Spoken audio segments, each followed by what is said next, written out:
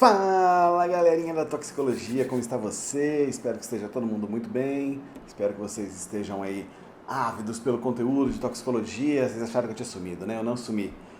Deu um tempo, se vocês perceberam, eu estou sem óculos porque eu não estou nos meus estúdios oficiais.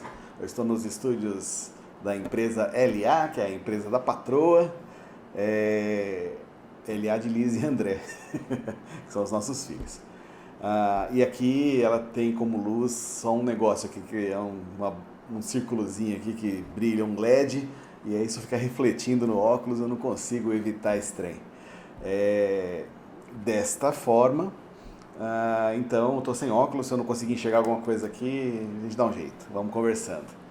Se vocês acharem muito estranho, posso fazer nada, lamento, preferi assim para ver como é que fica dessa vez. Tudo é teste que a gente faz, né? Então vamos lá, hoje a aula é sobre avaliação toxicológica, portanto, roda a vinheta. Bom, foi só eu começar a gravar que aparentemente começou a chover. Se vocês começarem a ouvir barulho de criança, cachorro, vocês sabem, estão em casa, certo? Então, estando em casa, nesse EAD maravilhoso, a gente vai fazendo tudo da forma que dá. Se acostuma aí, sem erro, o conteúdo vai ser o mesmo. Quando a gente fala de avaliação toxicológica, nós estamos falando de um trem muito sensível para nós toxicologistas, porque a gente está falando sobre os testes que são realizados para que a gente possa dizer se uma determinada substância tem potencial toxicológico maior ou menor, certo?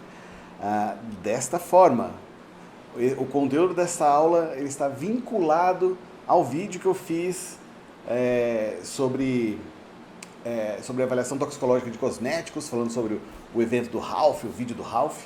E se você não assistiu, tá aqui no card, aqui, isso.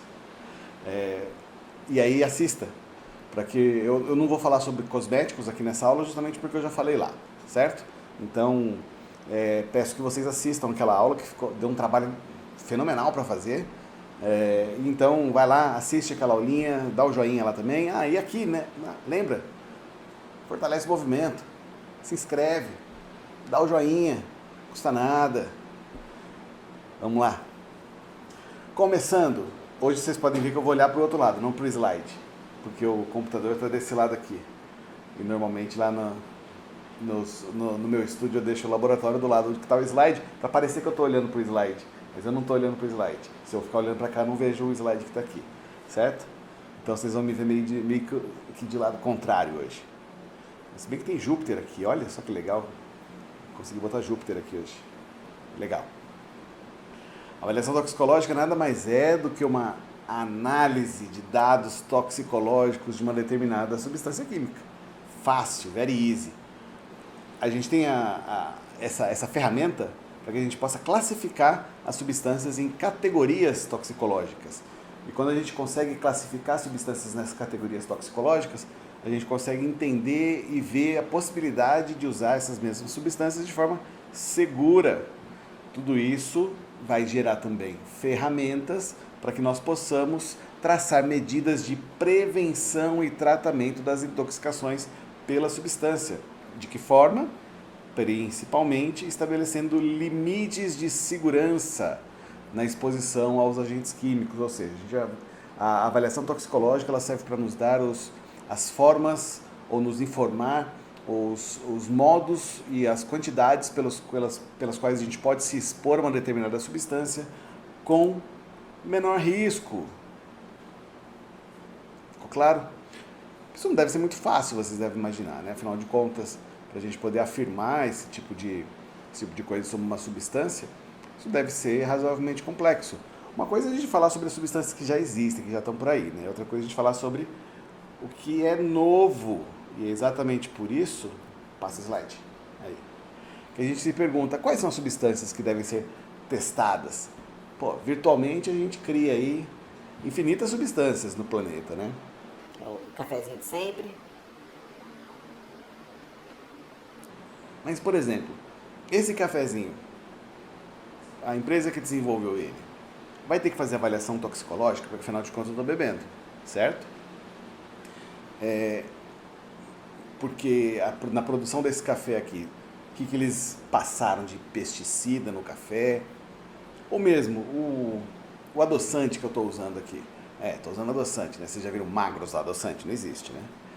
O adoçante que eu coloquei aqui, esse adoçante que já foi testado lá atrás, cada vez que uma empresa faz ele de novo, uma empresa nova, registra o mesmo adoçante, sei lá, aspartame, ela tem que fazer de novo esse teste para saber a gravidade, da toxicidade da substância?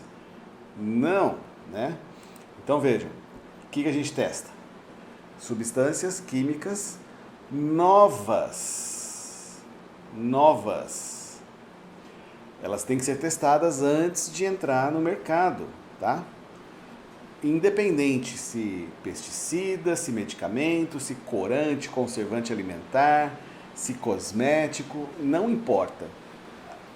Se vai entrar em contato com seres humanos, tem que ser testado, ok? Próximo slide.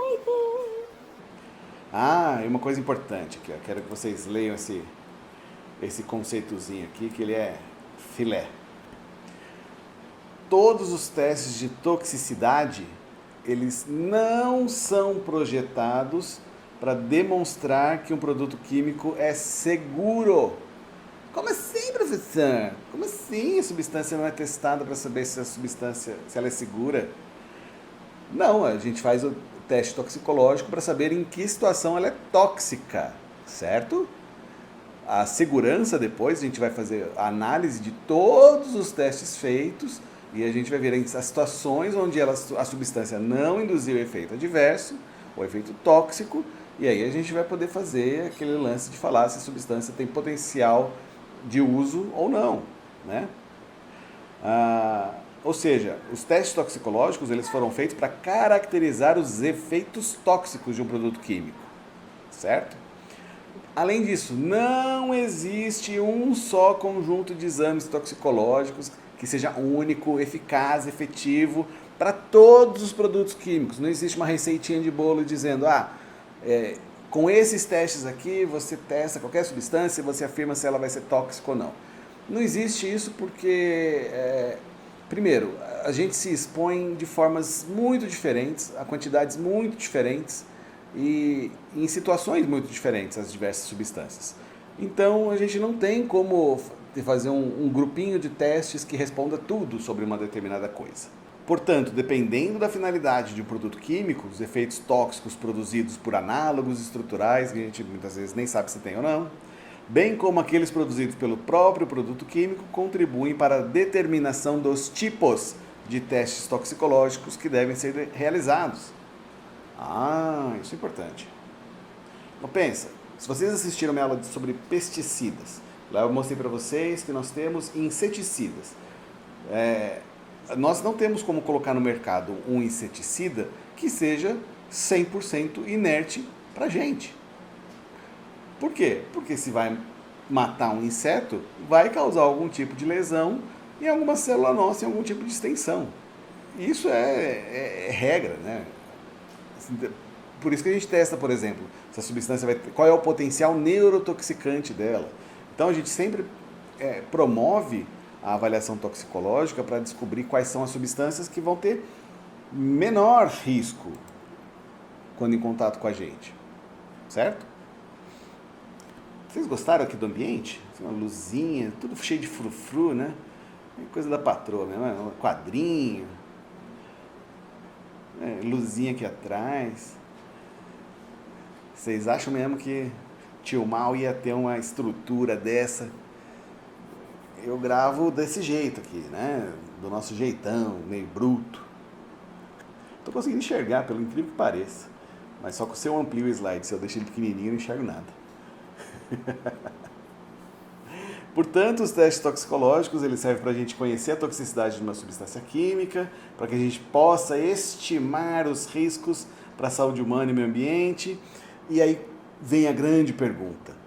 Afinal de contas, como que a gente faz para descobrir isso? E vem a resposta óbvia, né? Existem vários testes, como os testes in vitro, que você já deve ter ouvido falar, usando célula, bactéria, fungo, alga e outros organismos celulares. Técnicas in silico, que é com isso que o tio trabalha. O tio Mal gosta muito dessa parte, justamente, por causa que é onde o tio Mal está investindo a pesquisa dele agora. E é por isso exatamente que o nosso laboratório chama-se InSilitox, né? Laboratório de Toxicologia in Silico. Nós usamos as técnicas in silico para fazer predição de toxicidade, né? E também para fazer reposicionamento de moléculas. No caso aqui, dessa aula, interessa que vocês saibam que existem técnicas computacionais que nos ajudam a entender se uma molécula vai ter potencial de causar algum tipo de efeito adverso, economizando bastante tempo, né, e também bastante vida, né?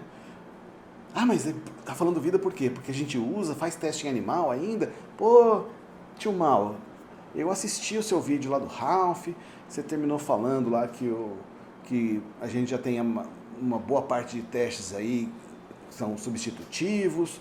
Pô, mas se a gente tem uma boa parte de testes substitutivos, por que a gente ainda testa em animais?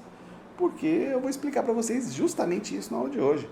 Porque tem coisas que simplesmente não dá, por enquanto, para a gente substituir, nem por um grupo de testes. Tem coisas que ainda a gente não consegue substituir. Então, a gente tem as técnicas in vitro, in silico e as técnicas in vivo. Existe também o chamado ex vivo, né? Quando você tira uma fração de um organismo vivo e faz o teste nele, como é, por exemplo, o teste em córnea de boi, que eu mostrei para vocês lá no vídeo também do Ralph, né? Por que nós usamos animais? Vamos lá. E aí vem a grande discussão.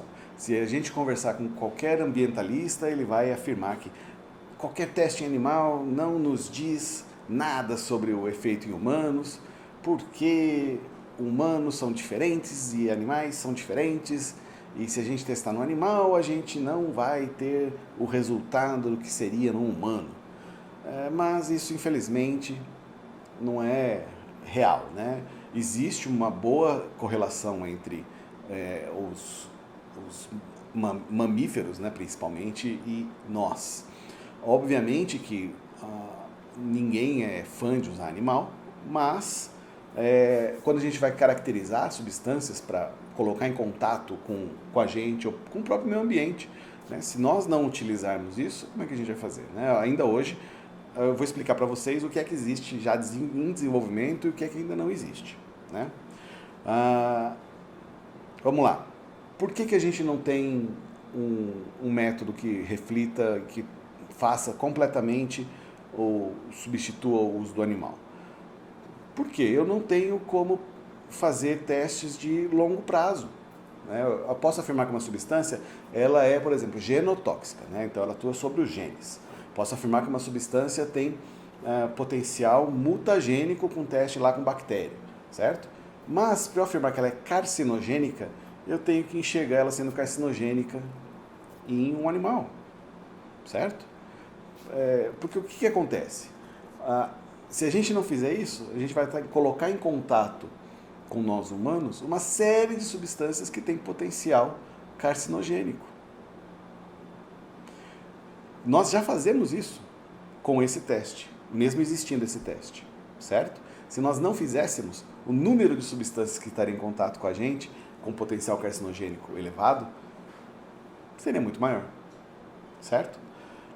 Além disso, nós sabemos que doses tóxicas, elas são não iguais, mas são similares em homens e em vários outros animais, ou são proporcionais em relação à massa, por exemplo, certo?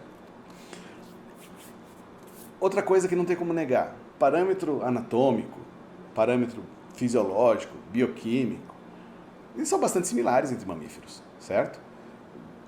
Muitos mamíferos, assim como nós, têm pulmões, têm coração, têm intestino, têm estômago, certo? E é exatamente por isso que a gente acaba usando esse tipo de modelagem. A gente conseguiria prever, por exemplo, uma rota metabólica que uma determinada substância vai ter, como ela vai se comportar no organismo, se ela tem potencial de se acumular ou não? Dificilmente, com os modelos atuais, a gente conseguiria um resultado para a maior parte das substâncias que fosse muito fidedigno. mas estamos caminhando para que a gente consiga substituir isso. Enquanto isso não acontece, a gente ainda precisa usar os animais, que queira ou não, eles ainda são aceitos pela comunidade científica, certo?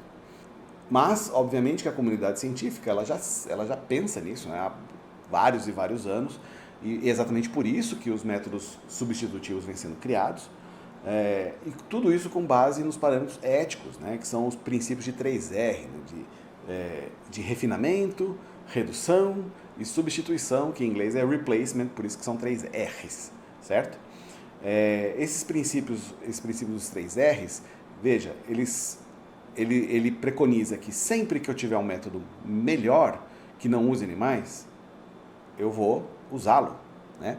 Se eu tiver como desenvolver um método que use menos animais, perfeito, vou usar menos animais. Só que para isso eu tenho que desenvolver métodos, tem que ser estudado, certo? E, por fim, a substituição, né? O replacement, que significa que se eu tiver uma técnica onde eu consigo trocar o uso de animal por um outro teste ou um grupo de outros testes que seja in vitro, eu devo fazer isso, certo? Por isso que uma coisa que é importante a gente frisar também é que quando a gente vai pensar numa sequência de testes toxicológicos, eu não vou simplesmente pegar uma substância ou um grupo de substâncias e sair testando em bicho. O que vai ser testado em animal vai ser aquilo que passou pelo teste de citotoxicidade lá na célula e antes, que teve os parâmetros físico-químicos avaliados lá no computador, onde a gente viu que a chance dessa substância causar algum tipo de lesão é pequena, lá no computador. Depois a gente passou isso para um grupo de células, viu, tem baixa citotoxicidade. Aí a gente fez um teste de Ames, que é o teste que eu vou falar para vocês em bactéria, para ver se a substância pode causar alguma mutação. E deu negativo, ou deu a maior parte delas negativo. Massa. Veja, para algumas substâncias, para alguns produtos como cosméticos, por exemplo, se eu já tenho esses resultados, eles já são suficientes. Mas, quando eu tenho substâncias que vão entrar em contato com a gente pela via oral, via endovenosa, ou que a gente tem o risco de se expor cronicamente a essas substâncias, como por exemplo no caso de pesticidas, só esses resultados eles ainda não são suficientes para nos dar a segurança necessária para que a gente possa expor a população àquela determinada nova substância, certo? Aí, ó, que bonitinho. A Anvisa, inclusive, ela já regulamentou, né? Lá em 2015, no dia 30 de julho de 2015, que os métodos alternativos validados pelo CONSEA, que é o Conselho Nacional de Controle de Experimentação Animal, que esses métodos alternativos, eles são substitutivos aos testes realizados com animais. Veja, eles botaram um cachorrinho aqui para chamar a atenção, mas nenhum desses testes substitutivos substitui o uso de um cachorro, por exemplo, tá? Mas substitui o uso de coelhos, por exemplo, né? Como o teste do Drazy, que eu falei lá na aula na aula não, né? Que eu falei no vídeo do Ralph. O que já é muita coisa, né? Olha que meio plantinhas. Ai, meu Deus. Quadrinho com foto. Ai, que belezinha, né? Quem desenvolve esses testes toxicológicos, afinal de contas? Quem que inventa eles? Esses testes eles são inventados ao redor do mundo por cientistas, por empresas e depois de validados, quando eles se mostram eficazes para um determinado endpoint toxicológico que a gente queira, eles podem entrar no hall dos testes da OECD ou OCDE em português, né? A OECD é a Organização para a Cooperação e Desenvolvimento Econômico. Pô, mas o que isso tem a ver, né, com toxicologia? Pô, pensei que fosse alguém da OMS, sei lá, né? Não é. Por quê? Porque os testes toxicológicos, eles servem justamente para avaliar a segurança de um determinado produto. E essa segurança ela é importante para fins de comércio internacional. Então vamos lá, se o Brasil comercializa, sei lá, amendoim, tá?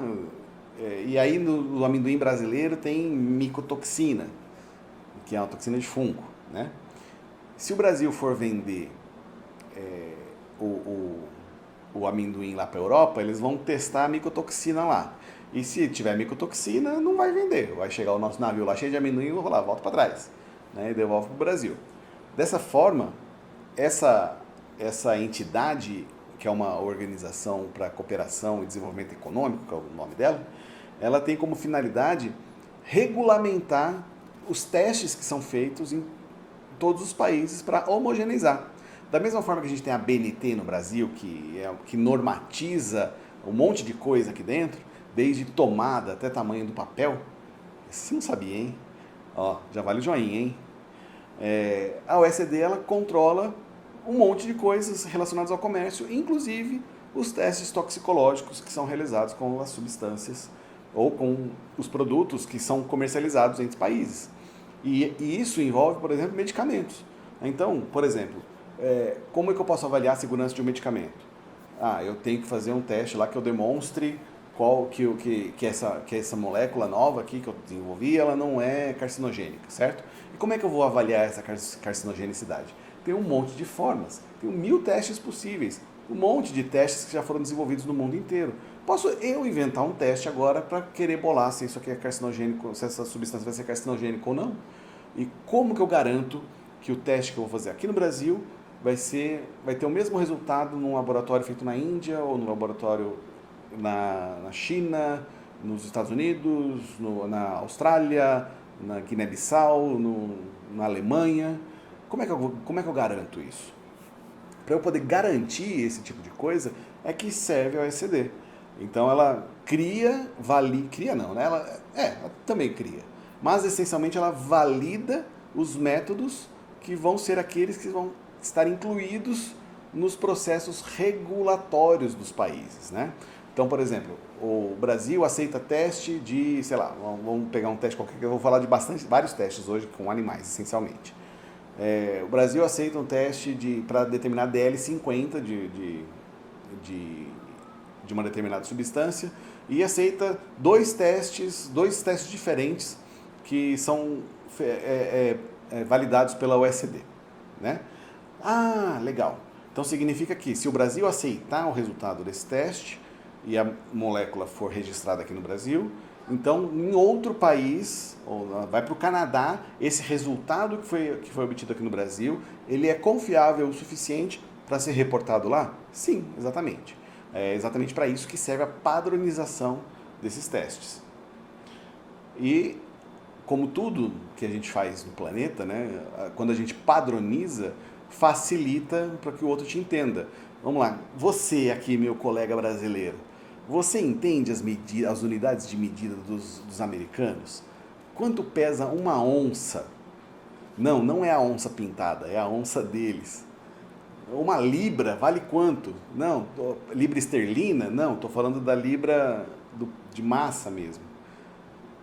Uma jarda, que tamanho que é uma jarda?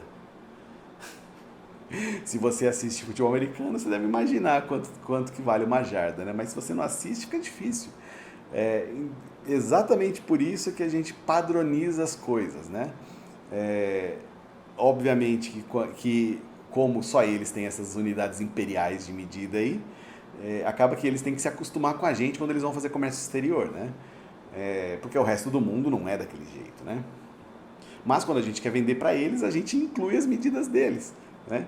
Vocês já viram o tamanho de tênis quando é feito lá na Ásia? E aí tem o tamanho europeu, o tamanho brasileiro, que o tamanho brasileiro é o único também de medida de calçado, e o tamanho americano. Por que ninguém pensou em medir, né, em centímetros? Seria muito mais fácil, né? Enfim. Será que algum deles é em centímetros? Talvez o americano seja em polegadas. Todos os parâmetros de avaliação toxicológica, eles são baseados numa premissa farmacológica, que é a premissa de relação dose-resposta. E a gente tem que, né, dentro dessa premissa, a gente tem algumas hipóteses que elas têm que ser validadas, né? Nessa relação dose-resposta, a gente tem que considerar que, a resposta é devido à substância administrada. Isso é importante, né? Porque você, às vezes, administra um negócio lá, se você não tiver um controle bem feitinho, você não tem como afirmar que a resposta foi devido àquela substância administrada e não a alguma situação, sei lá, do meio, né?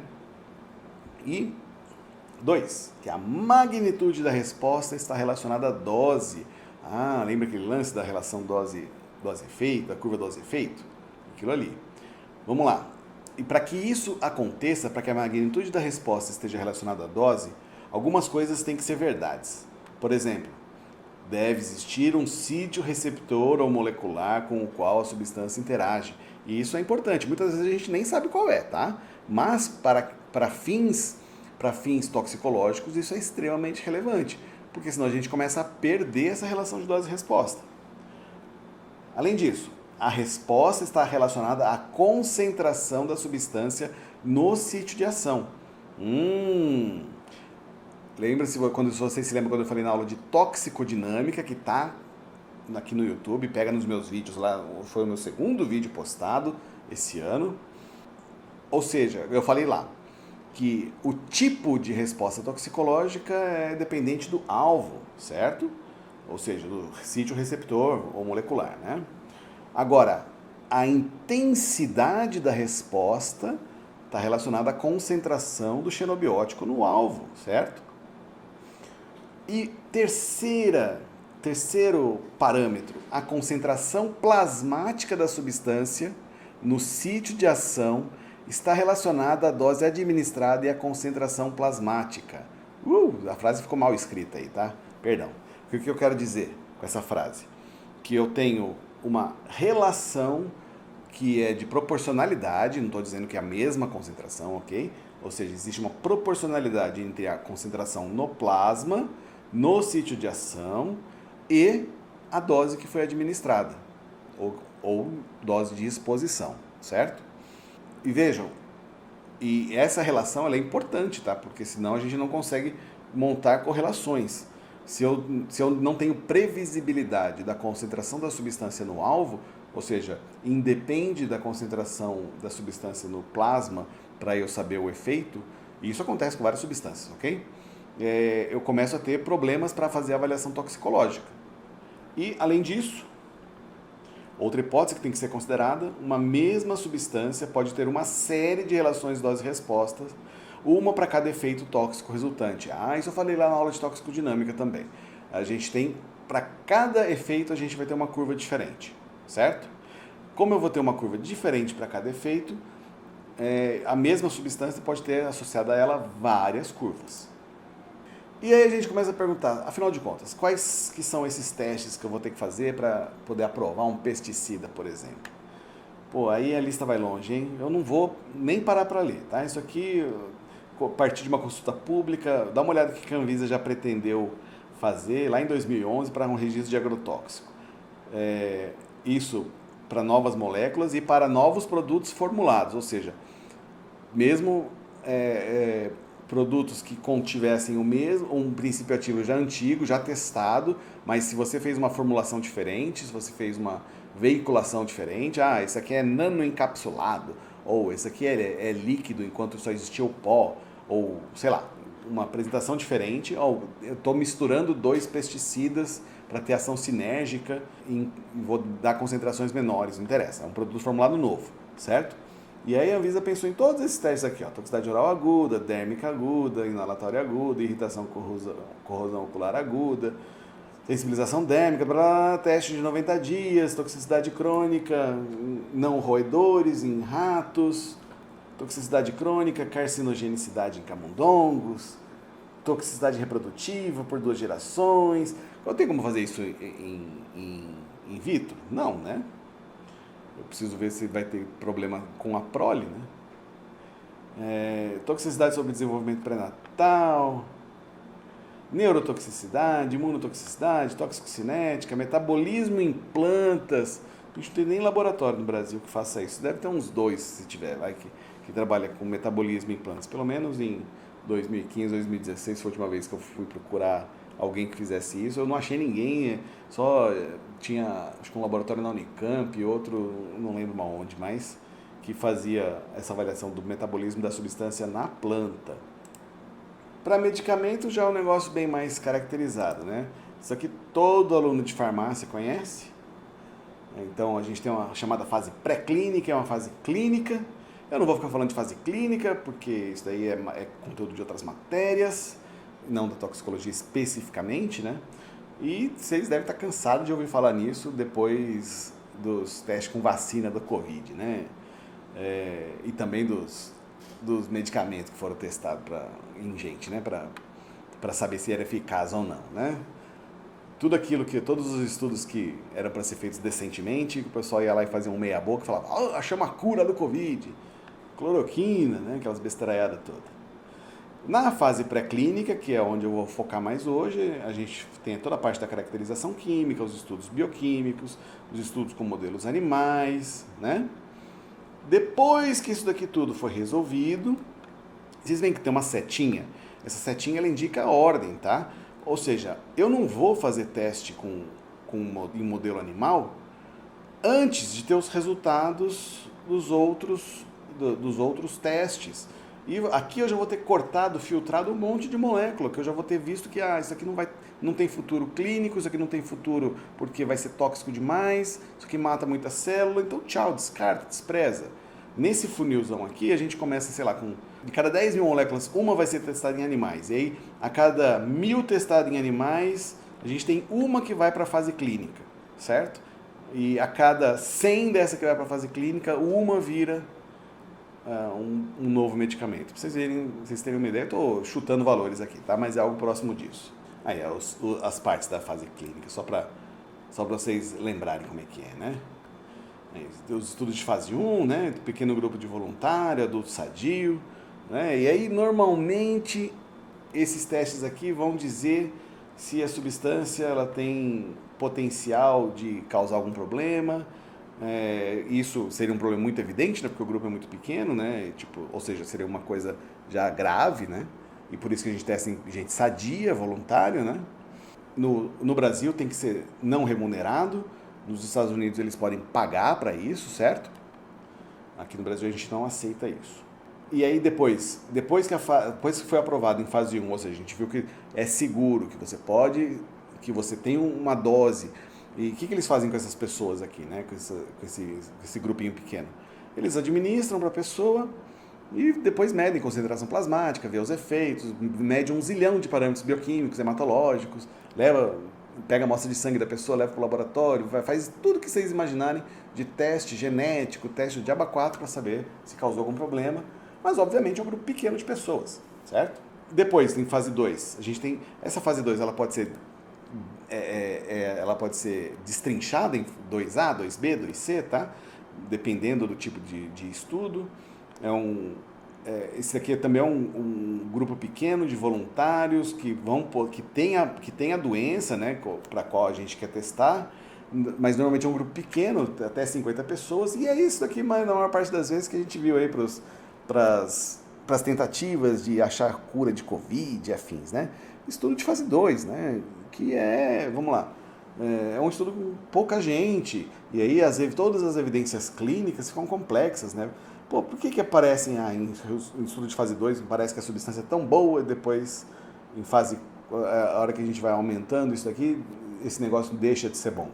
Na verdade, quando a gente tem doenças onde a gente não tem uma taxa de recuperação tão alta como é a do Covid, né, por exemplo, isso é mais fácil de distinguir. Mas quando a doença tem remissão espontânea num percentual muito alto de pessoas, né?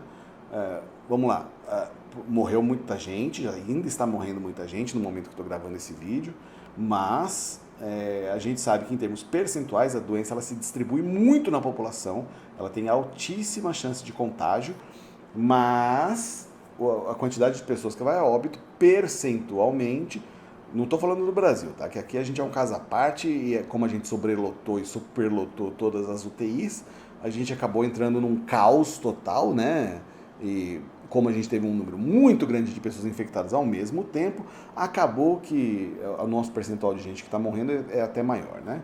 Mas quando esses testes foram feitos com cloroquina ou azitromicina, alguma coisa do gênero, a gente deu isso para um grupo pequeno de pessoas, elas melhoraram, tal, mas como a comparação não tinha força estatística, né?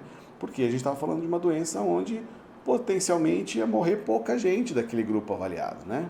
E aí eu não tinha como mensurar isso corretamente. E aí, o que é a fase 3? Né? Aqui é onde a gente vai ter um número maior de voluntários com a doença. Aqui a gente está falando de estudos com centenas a milhares de pessoas. Né? Todos os estudos que foram feitos aqui no Brasil, né? Aqui em Brasília, o HUB foi um dos centros de teste de uma das vacinas que a gente está usando aqui. Vários professores e alunos do curso de farmácia, com muito orgulho, participaram desse esforço conjunto, né? Então, milhares de pessoas foram testadas aqui no Brasil.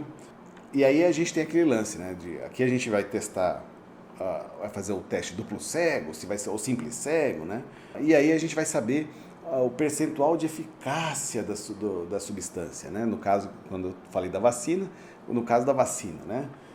E aí, se ela for eficaz, ela pode ir para o registro. Né? Depois do registro é que ela vai para o mercado, e aí aqui com milhões de pessoas tomando a vacina, ou tomando medicamento, ou tomando qualquer coisa que quer que seja, é que a gente vai poder ter noção da real extensão dos efeitos dessa substância com as pessoas, em grupos populacionais maiores. Né?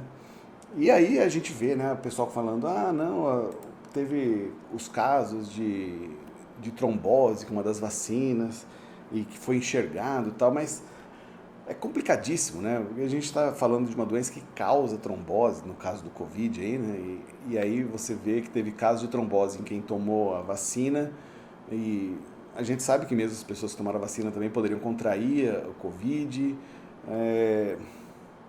mas obviamente que são efeitos adversos que têm que ser relatados, né? E, portanto, é o tipo de coisa que só se vê depois de milhões de pessoas aplicadas, né? Veja, tipo, se a cada 1 milhão de pessoas que tomou a vacina, 5 teve o desenvolvimento de uma trombose, por exemplo, qual é o percentual disso, né? Vai ser 5 dividido por 1 milhão vezes 100 aí, né? No caso. Vou chutar de cabeça, vai dar quanto isso? Sei lá, 0,2%? 0,2%. Não sei. Qual que é o percentual de trombose na população? Ô Carlito, você que está editando, põe a conta aqui em cima para mim, vai. Para não precisar abrir calculadora aqui, para pensar. Pense por mim, já me zoa aqui se eu errei por longe. E aí fica aquele negócio, né? Aí é onde a gente tem que entender se realmente a substância tem alguma chance de causar problema ou não. Né? E é aquela fase do que a gente chama de farmacovigilância. A farmacovigilância no Brasil é feita pela Anvisa, mas também pelas Anvisas regionais.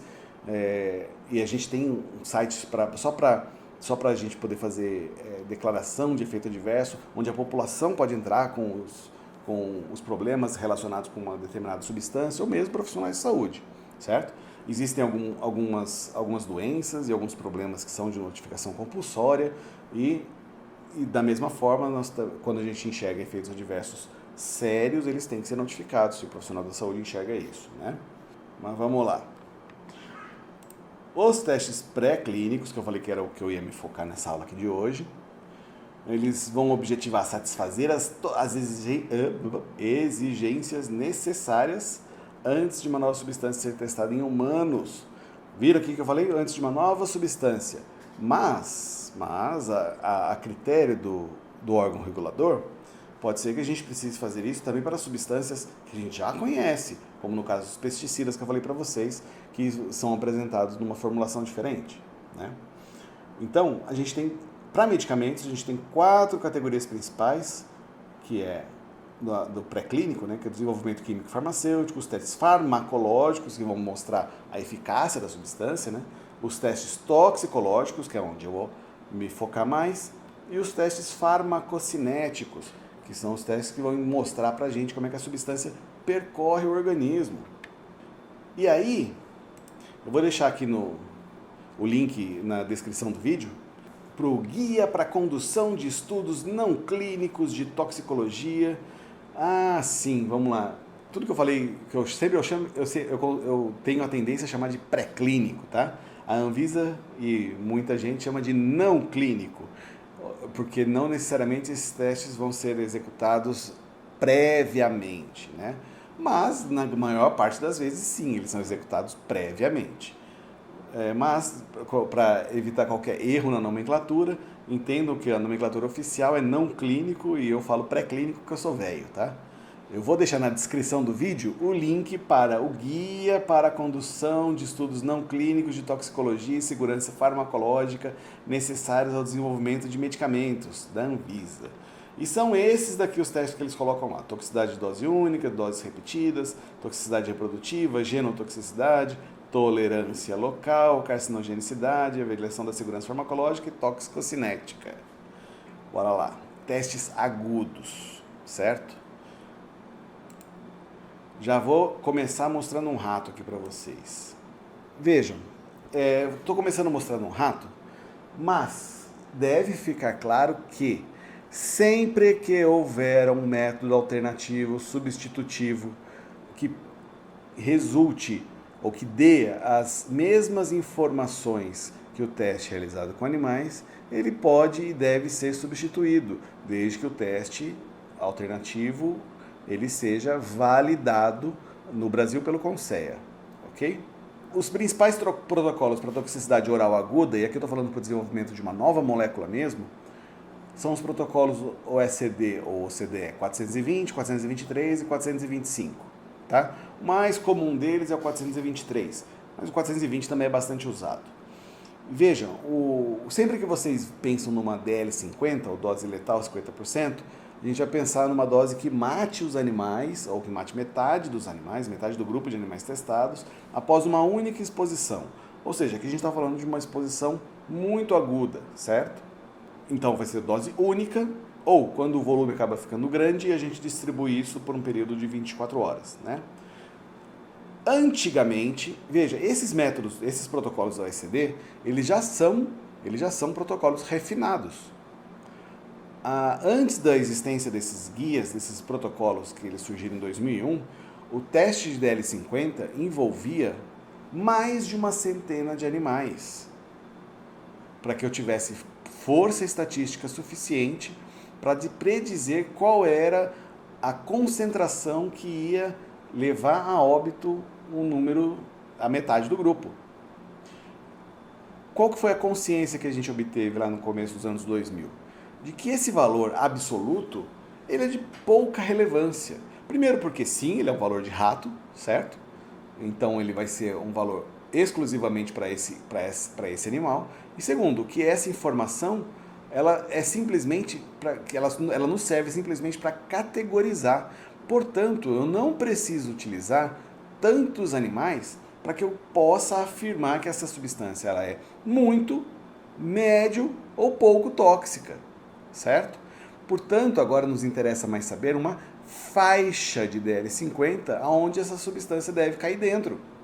Portanto, eu consigo usar um número muito menor de animais do que era utilizado anteriormente. Como é que a gente faz então? Aqui a gente vai usar 3 animais por dose, 3 ratos albinos. Nas doses, vão ser testadas essas doses, 5, e são as doses preconizadas pelo protocolo, tá?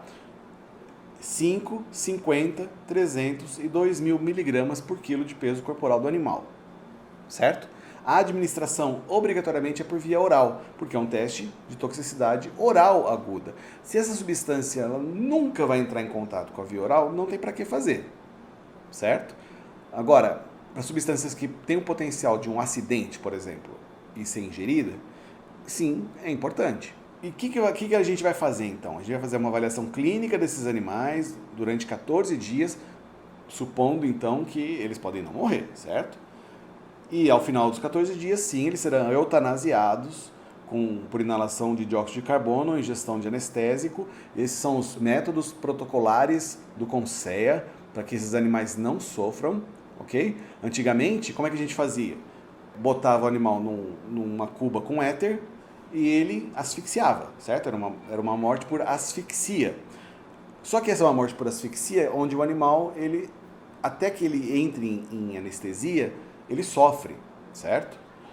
Já nos processos da inalação de dióxido de carbono ou injeção de anestésico, ele vai simplesmente apagar sem sentir dor. Vocês devem ter ouvido meu filho aí agora. Então esse é um método de eutanásia onde o animal ele não sofre, pelo menos ele não vai sofrer com dor ou com a perspectiva de que ele vai entrar em óbito, certo? ou com perspectiva de sofrimento, né? Tem a distinção de que vai, ou essa percepção de que vai morrer é algo que não se sabe ainda se os animais têm essa concepção, né, de que tipo, estou sendo lesionado é uma coisa, né, ou estou me lesionando, agora esse conceito de futurismo aí, né, de eu vou morrer se eu fizer isso, a gente ainda não sabe qual nível um rato tem, né, por exemplo. E aí a gente vai procurar por achados patológicos, ou seja, fazer uma necropsia nesses animais. Esse processo aqui que vocês estão vendo na fotinho do rato é um processo chamado de gavagem. É o processo onde a gente administra por via oral para o rato. Existe um volume máximo que a gente pode administrar para o animal. Esse volume máximo depende da espécie, né? Mas para um ratos norvégicos normal aí, ele é de 2 ml por dose. Então, se eu não consigo chegar nessa concentração alta, por exemplo, com essa dose de 2 ml, não adianta eu querer fazer numa dose única, certo? E aí, como é que a gente testa isso? Vamos lá. Pulei muito aqui. Volta. Como é que a gente testa isso? Minha menina chegou aqui. Vem cá, Liz. Vem cá falar oi pro pessoal. Vem cá, Lizoca. Pô, gravando em casa, a chance de aparecer, de a Dani nem aparecer, né? Vem cá, Liz. Ah, fugiu com a mãe agora. Vamos lá, vamos entender como é que a gente faz esse teste. Como é que a gente faz esse teste? Se nós não tivermos nenhuma informação sobre aquela molécula, ou simplesmente, não tenho a menor ideia da toxicidade que essa substância pode ter, se ela vai ser muito, pouco ou medianamente tóxica, se eu não tenho nenhum análogo, nenhuma substância parecida, ou essa substância, a primeira síntese dela, nunca ninguém fez, aí o que a gente faz? A gente faz o teste completo, né? Então a gente começa com a dose menor.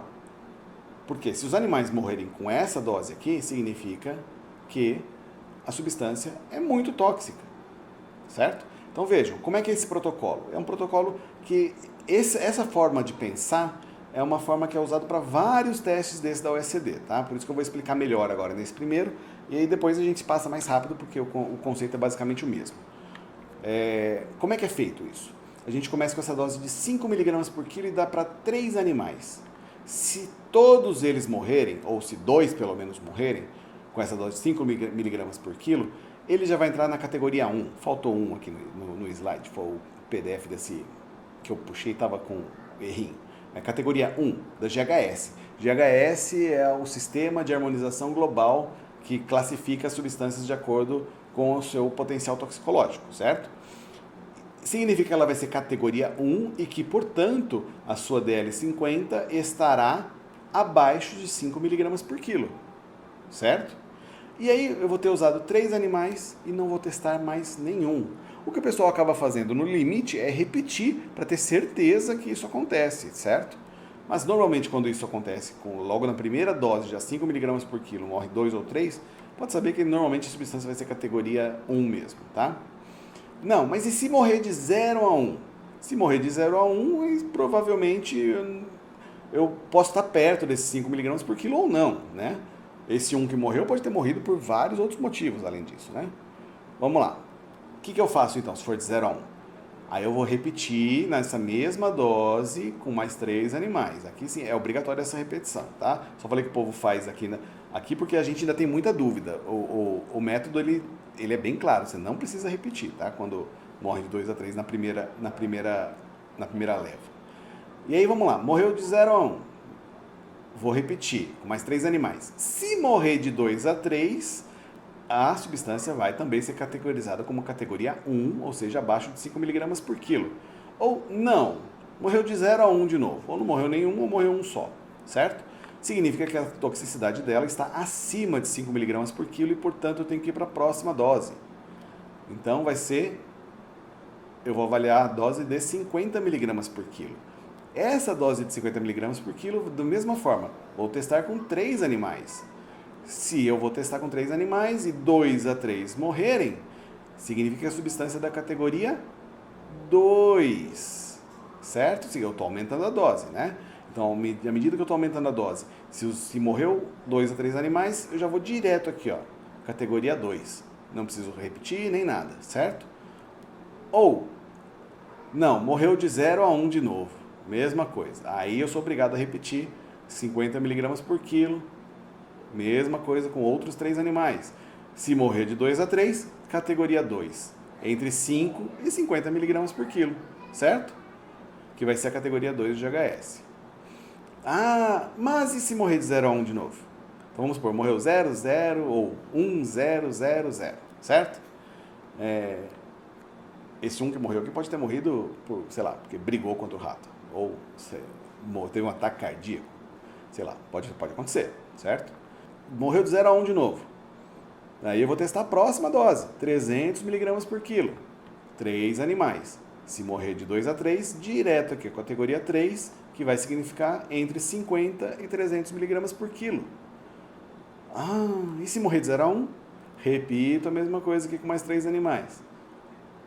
Se morrer de 2 a 3, categoria 3. Morrer de 0 a 1, vou testar a última categoria, 2.000 miligramas por quilo, 3 animais. Olha só, 2 gramas por quilo, tá? Isso é uma porrada. Se morrerem de 2 a 3 animais, categoria número 4, que significa entre 300 e 2.000 miligramas por quilo.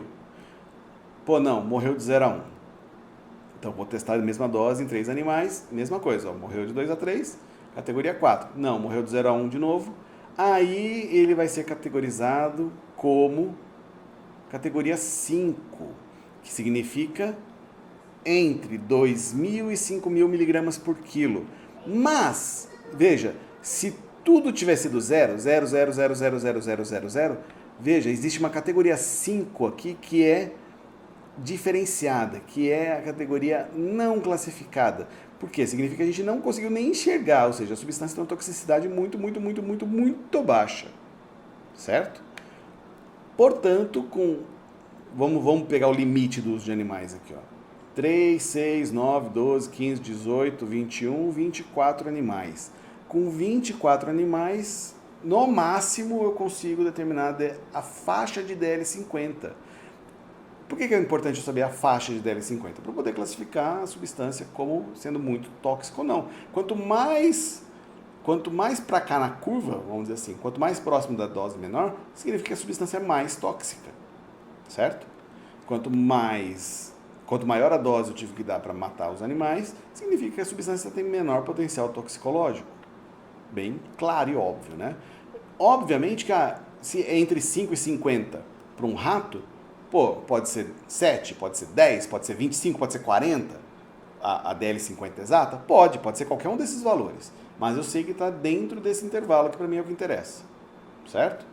Entre 50 e 300, mesma coisa. Mas, entre 300 e 2.000 é muito grande o intervalo. Realmente, é bastante grande, mas veja, entre 300 e 2.000, eu vou agrupar um montão de substâncias que vão ser essa categoria 4.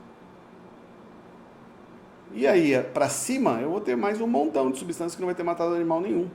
Veja, eu posso começar esse teste aqui no 300, por exemplo, ao invés de começar no 5. Se eu tiver uma informação de um análogo da substância, por exemplo, que eu sei que a DL50 dele está nessa faixa entre 50 e 300, por exemplo, eu não tenho por que começar já logo aqui no 5 mg por quilo. Eu já posso começar aqui na frente. Porque, veja, eu tenho grande chance da substância já cair aqui na categoria 3, porque eu já conheço alguma substância análoga a ela que já tenha sido avaliada. Portanto, esse teste ele é flexível ao ponto de eu conseguir reduzir muito o número de uso de animais, certo? Por isso que a gente fala que é uma técnica que foi refinada. Aí a gente entra na seara difícil, né, da toxicidade dérmica aguda.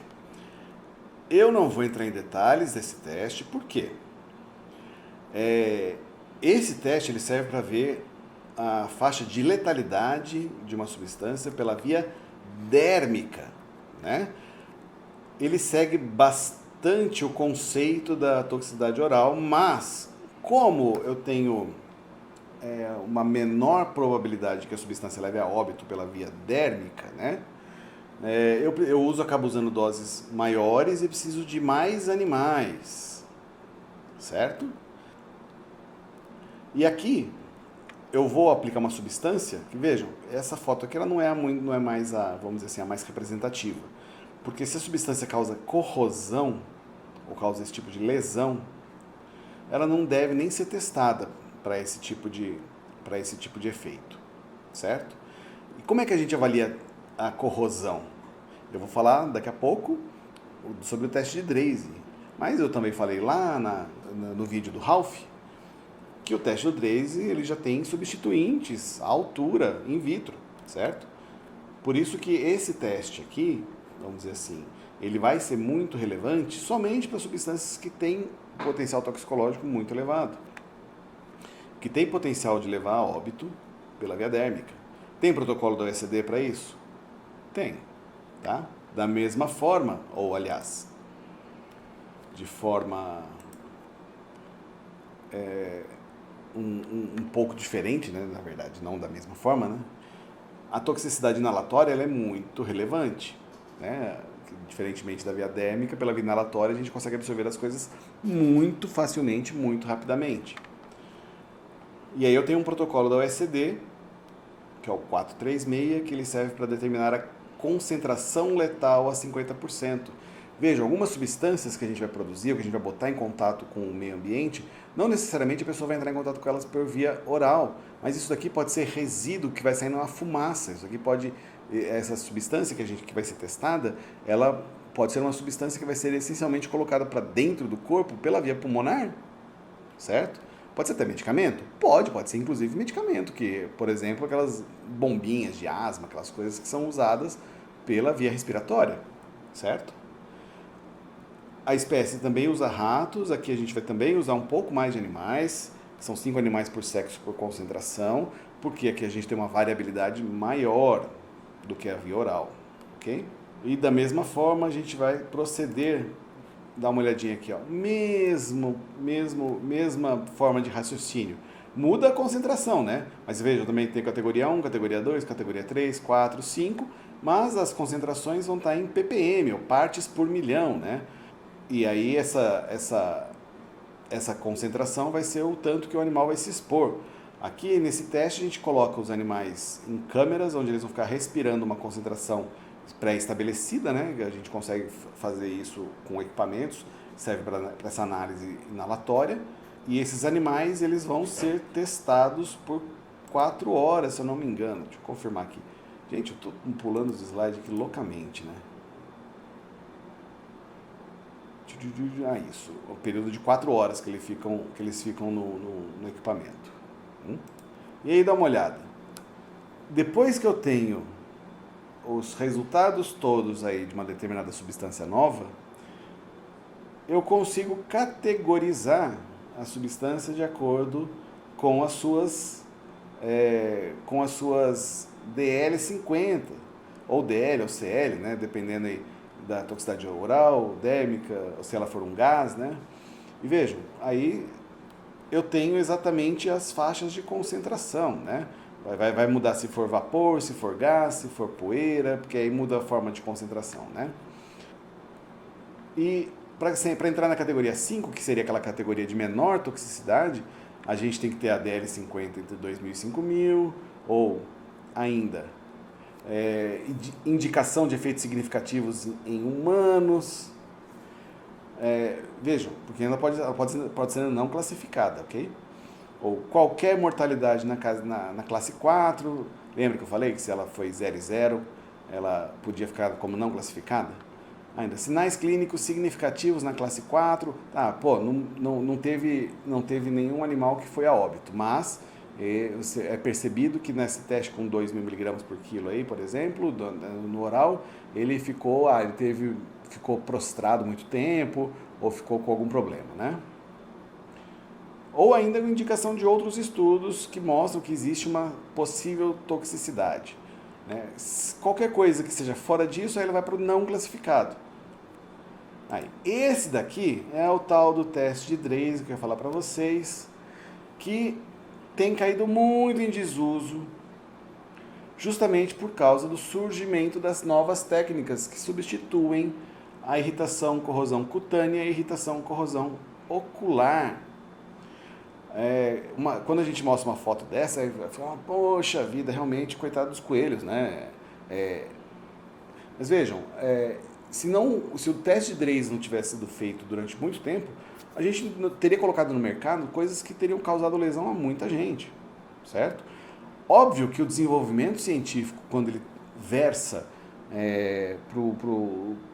para evitar o uso de um animal, é perfeito, né?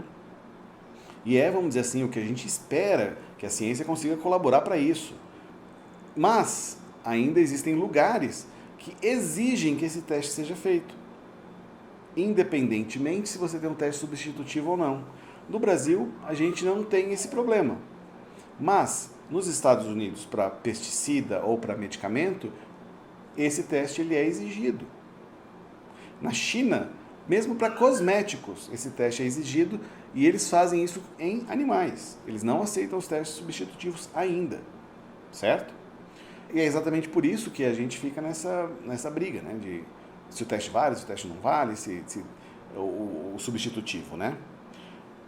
Mas é importante que vocês conheçam como esse teste é feito para que vocês consigam entender quais são os parâmetros que são observados nesse teste e que devem ter um substituto à altura no teste que vai substituí-lo, certo? O protocolo da OECD 404 é o de irritação e corrosão cutânea, que ele preconiza avaliar os efeitos irritantes ou corrosivos de uma substância, né? E aí ele vai usar os coelhos. Como condição básica, a substância tem que estar num pH entre 2 e 11,5, senão ela vai ser corrosiva por si só, né, pelo próprio pH. Aqui se usam até 3 animais, pode ser macho, pode ser fêmea. A dose que é utilizada vai ser de meio ml para um líquido, ou meio grama para um sólido. Esse coelho que está mostrado aí na foto, vamos dizer assim, ele teve o azar de ter sido exposto a uma substância que é extremamente abrasiva, extremamente corrosiva, tá?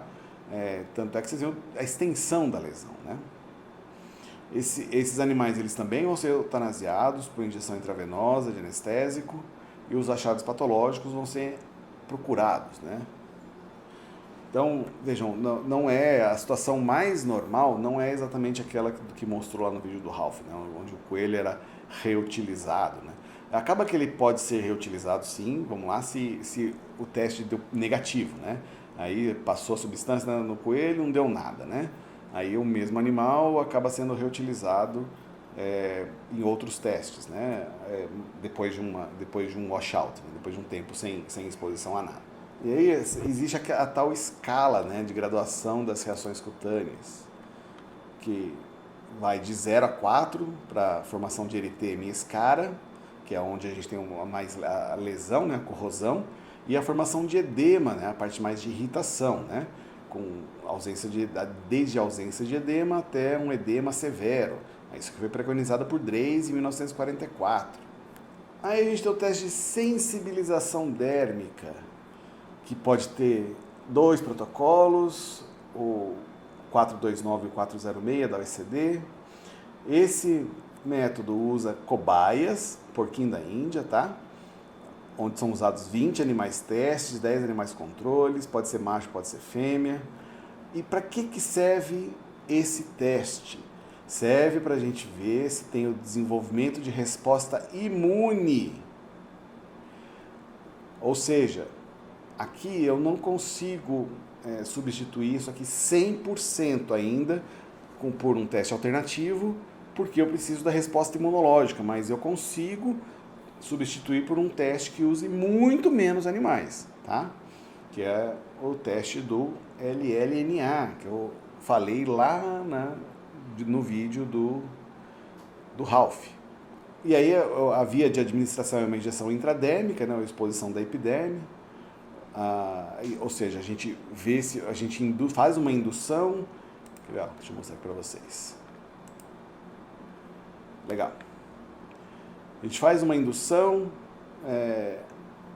onde a gente coloca no primeiro dia, né, o lado esquerdo no animal em exposição à substância, aguarda 6 horas, lava tudo bonitinho, faz uma segunda indução entre os dias 6 e 8, do mesmo lado, aí faz uma terceira indução entre os dias 13 e 15, e aí lá no dia 28 a gente pega o outro lado do animal e injeta a mesma substância. E aí a gente vai fazer exames clínicos algumas horas depois de cada aplicação, e aí a gente vê se tem formação de lesão. Então, alguém nem grita aí, né? Tá falando assim, papai, vem pra cá. Aí a gente tem o tal do teste de irritação e corrosão ocular em coelhos, que é o tal do teste de Drace também, e esse teste é o que, vamos dizer assim, mais tem sido criticado, é o tal do teste do Ralph, que ele passou lá, e esse teste ele realmente tem substitutos, tá? Obviamente que esses testes substitutos, eles vão acabar utilizando alguma parte de animal, mas no caso a gente usa, por exemplo, córnea de boi ou córnea de galinha, que vão para abate, né? Ou seja, é um animal que vai ser abatido para consumo humano, a carcaça dele, o resto, né, a cabeça dele ia ser jogado fora, né? Aí esses óleos eles são utilizados para fazer a avaliação da irritação e corrosão ocular em substituição ao coelho, certo? Ou seja, é um método mais refinado e que diminui o uso de animais em experimentação. Esse animal ele iria a óbito de qualquer forma, a gente não leva ele a óbito para fazer a experimentação, certo? A gente pode pegar córnea de galinha ou de boi, né? A de boi é a mais comum. Mas da mesma forma aqui, ó, se vocês olharem, também tem as mesmas lesões. Essas lesões, obviamente, elas são para coelho, certo? E se é feito o teste substitutivo, é diferente. Volta lá no vídeo do Ralph que eu explico melhor como é que são feitos esses testes substitutivos, certo? Tem vários testes possíveis aí. Legal. E aí, o que a gente consegue fazer com esses resultados desses testes toxicológicos, né? Para pesticida, por exemplo, a gente consegue dar uma classificação desde classe 1 a classe 4 para o parâmetro toxicidade. Eu não sei se vocês se lembram da aula de pesticidas, quando eu falei para vocês que a gente tinha 4 classes de pesticidas, né? Classe 1, classe 2, classe 3, classe 4, e que existe o parâmetro de toxicidade, que era o parâmetro que a gente tinha da avaliação toxicológica, né, que é feito pela Anvisa, e o parâmetro de periculosidade ambiental, né? O parâmetro de toxicidade é o que a gente faz aqui na toxicologia, que então a gente vai classificar em classe 1, classe 2, classe 3, classe 4 em relação à toxicidade, que é, vamos dizer assim, o rótulo vermelho, né, a cor da tarja do pesticida. Para quem não sabe, os pesticidas têm essas 4 corzinhas de tarja possível aqui, e que vai ser a diferença do potencial toxicológico da substância, né? Então vejam, a gente consegue pegar esses testes aqui e classificar substâncias por alguns parâmetros. Mas de novo, gente, vai passar um só. Então, por exemplo, aqui, ó, com os testes de DL50 oral, DL50 dêmica, CL50 inalatória, a irritação ocular, a irritação dêmica. Vejam, no Brasil, a gente já consegue substituir esses testes de irritação ocular e irritação dêmica, que é o do Drace que eu falei para vocês? Sim, consegue. E aí a gente pode usá-los para fazer essa classificação aqui? Com certeza. Mas a gente ainda não consegue substituir os testes de DL50, certo? Mas a gente já tem os testes mais refinados, que são os que eu mostrei para vocês, que são aceitos mundialmente. E aí, de acordo com essa classificação, a gente vai botar a substância com rótulo verde, amarelo, azul, vermelho, etc. Outra coisa que a gente faz também é definir rotulagem e bula. Se vocês já ouviram esses pictogramas que informam se a substância é corrosiva, se ela é irritante, se ela é perigosa, se não é, essas informações elas só podem ser colocadas baseando-se nos testes que são feitos, né? Isso vai definir inclusive até o EPI que a pessoa deve usar durante a manipulação daquela substância. Eventualmente os resultados podem dar até informações sobre o mecanismo de ação, sobre potenciais efeitos adversos e sobre os primeiros socorros em caso de acidentes, certo? Legal. Essa nossa aula já está comprida. Eu não quero que ela fique muito maior do que isso. Eu vou ter que dividir isso aqui em duas, porque agora a gente vem para os testes subcrônicos e crônicos, e que eu quero falar disso aqui também. Mas eu vou já terminar essa aula aqui agora, para eu poder mandar para o Carlito fazer a edição, que eu quero que vocês consigam ver isso quanto antes. Portanto, meus amiguinhos, a gente volta a se falar durante a semana por aí. E se você caiu aqui no canal do Tio Mal, para querer entender um pouco mais sobre esses testes que são realizados com animais, tá com dúvida?